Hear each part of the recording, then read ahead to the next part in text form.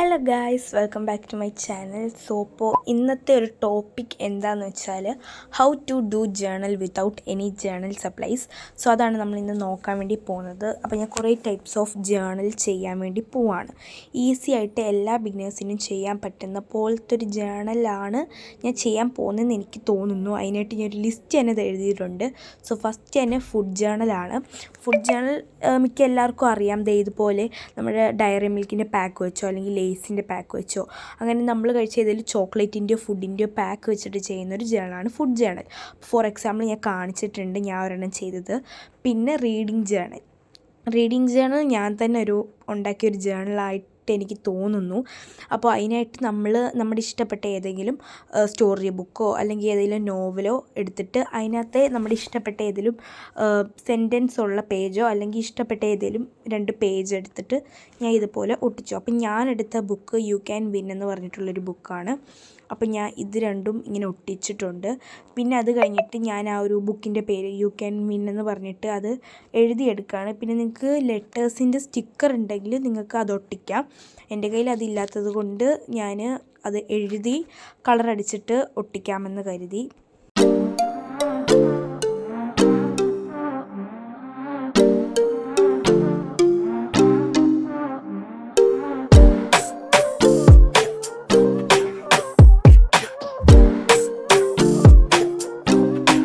അങ്ങനെ ഞാൻ ആ വേർഡ്സൊക്കെ കട്ട് ചെയ്തെടുത്തിട്ടുണ്ട്. അത് കഴിഞ്ഞ് ഞാനതെല്ലാം ഒട്ടിച്ചപ്പോൾ തന്നെ കാണാൻ എനിക്ക് ഇഷ്ടപ്പെട്ടു. നല്ല ക്യൂട്ടായിട്ടുണ്ടായിരുന്നു. പിന്നെ അത് കഴിഞ്ഞ് സ്ഥിരം നമ്മുടെ ഈ ഒരു പേന വെച്ചിട്ട് ചെയ്യാമെന്ന് വിചാരിച്ചു. അങ്ങനെ ആ പേന വെച്ചിട്ട് ഞാൻ കുറച്ചുകൂടി എസ്തെറ്റിക് ആക്കാൻ വേണ്ടിയിട്ട് കുഞ്ഞു കുഞ്ഞു സീക്വൻസൊക്കെ വരച്ചു കൊടുത്തു. അപ്പോൾ തന്നെ കാണാൻ നല്ല എസ്തെറ്റിക് ആയിട്ടുള്ളൊരു ജേണലായിട്ടുണ്ട്. ഇങ്ങനെയൊക്കെ നമുക്ക് വേണമെങ്കിൽ നമ്മുടെ ക്രിയേഷൻ വെച്ചിട്ടൊക്കെ ജേണൽസ് ചെയ്യാം. നിങ്ങൾക്ക് വല്ല ഐഡിയ ഉണ്ടെങ്കിലും.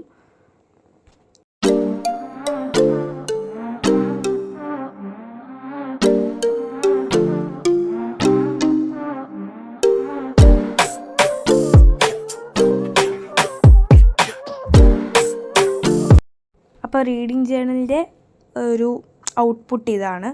ഇനി അടുത്തത് നമ്മൾ ചെയ്യാൻ വേണ്ടി പോകുന്നത് കലണ്ടർ ജേണലാണ്.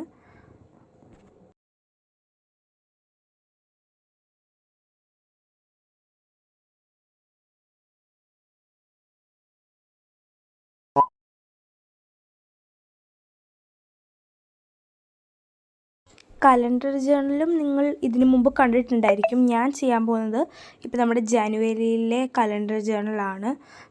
ഇപ്പം ഞാൻ വരയ്ക്കാൻ പോകുന്ന ഒരു പിക്ചറും നിങ്ങൾ സിമിലർ ആയിട്ടുള്ളൊരു പിക്ചർ തന്നെയാണ്. നമ്മൾ കണ്ടിട്ടുള്ളൊരു പിക്ചർ തന്നെ, ഒരു നോർമൽ പിക്ചർ. എന്നിട്ട് നമ്മുടെ ജനുവരിയിലത്തെ ആ ഒരു കലണ്ടർ ഡേറ്റ്സ് ഒക്കെ ഞാൻ എഴുതിയിട്ട് വേണമെങ്കിൽ നിങ്ങൾക്ക് അതിനകത്ത് ഏതെങ്കിലും ജനുവരി കഴിഞ്ഞിട്ട് ഏതെങ്കിലും ഫേവറേറ്റ് ആയിട്ടുള്ള ഡേയ്സ് ഉണ്ടെങ്കിൽ അത് മാർക്ക് ചെയ്തൊക്കെ കൊടുക്കാം.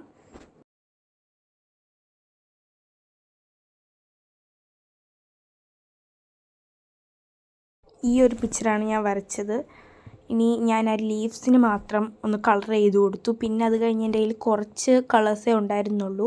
അപ്പോൾ ആ ഒരു കളേഴ്സ് വെച്ച് തന്നെ ഞാൻ ആ ഒരു പിക്ചർ ഫുള്ള് കളർ ചെയ്തത്.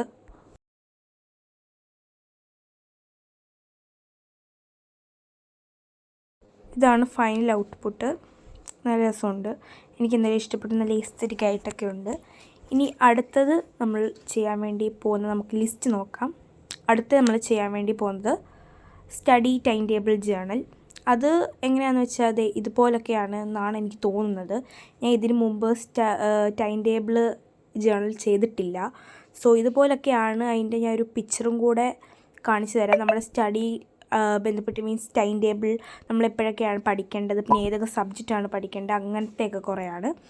ഇനി അടുത്തത് ഡ്രോയിങ് ജേണലും ഇതുപോലൊക്കെ തന്നെയാണ്. നിങ്ങൾക്ക് വരയ്ക്കാൻ അറിയാമെങ്കിൽ കൂടുതൽ എന്തെങ്കിലും കാര്യങ്ങൾ ഇഷ്ടമുള്ളതൊക്കെ വരയ്ക്കാം. അങ്ങനെ ഫുള്ളൊരു പേജ് ഫുള്ള് വരച്ചിട്ട് അങ്ങനെ ജേണൽ ഇതുപോലൊക്കെ കുറച്ചുകൂടെ എസ്തെറ്റിക് ആയിരിക്കും. പിന്നെ അടുത്ത കുക്കിംഗ് ജേണൽ ലാസ്റ്റാണ്. കുക്കിംഗ് ജേണൽ നമ്മുടെ ഇഷ്ടപ്പെട്ട ഏതെങ്കിലും ഫുഡിൻ്റെ റെസിപ്പി എഴുതുക, എന്നിട്ട് അതിൻ്റെ ഫോട്ടോസ് ഒക്കെ ഒട്ടിക്കാം, അല്ലെങ്കിൽ അതിൻ്റെ പിക്ചർ വരയ്ക്കാം, അതിൻ്റെ റെസിപ്പീസൊക്കെ എഴുതാം. അങ്ങനെയൊക്കെ ഉള്ളതാണ് കുക്കിംഗ് ജേണൽ.